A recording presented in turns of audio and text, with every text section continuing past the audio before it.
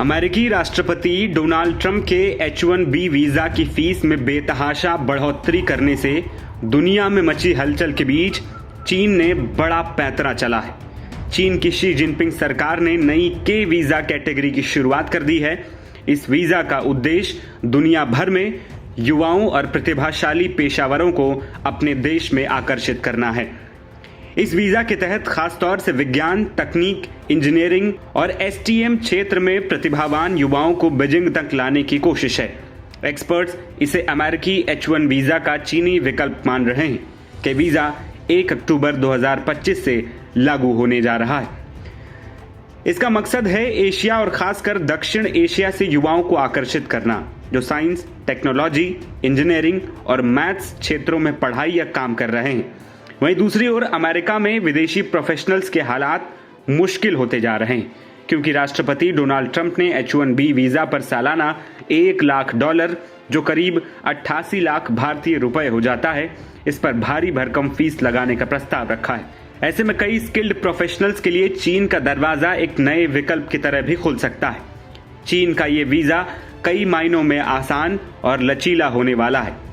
सबसे बड़ी राहत यह है कि अब विदेशी आवेदकों को किसी लोकल स्पॉन्सर या चीनी कंपनी की जरूरत नहीं होगी, यानी कोई भी योग्य उम्मीदवार सीधे अप्लाई कर सकेगा।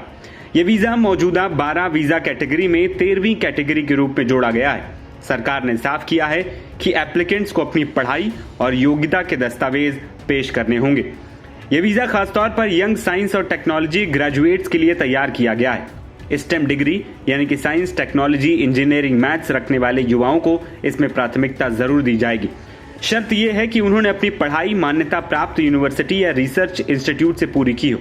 इससे चीन उम्मीद कर रहा है कि वो हजारों टैलेंटेड प्रोफेशनल्स को अमेरिका से खींचकर अपनी टेक और रिसर्च इंडस्ट्री से जोड़ सकेगा। वहीं चीन की मौजूदा 12 सामान्य वीजा कैटेगरी की तुलना में के वीजा कई फायदे देगा, जैसे मल्टीपल एंट्री, लंबी वैधता और लंबे वक्त तक ठहरने की सुविधा।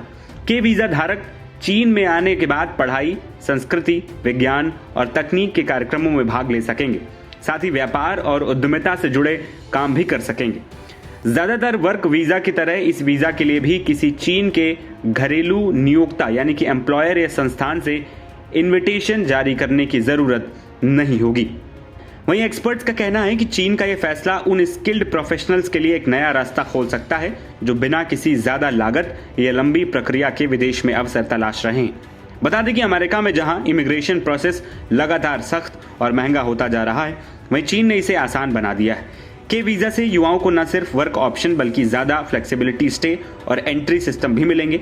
इसके जरिए चीन साफ संदेश दे रहा है कि वो ग्लोबल टेक्नोलॉजी रेस में पीछे नहीं रहना चाहता है। एक्सपर्ट्स कहते हैं कि इस कदम से अमेरिका पर दबाव और बढ़ेगा और एशियाई टैलेंट को अपने लिए नया प्लेटफॉर्म भी मिलता नजर आएगा। नवभारत टाइम्स की रिपोर्ट।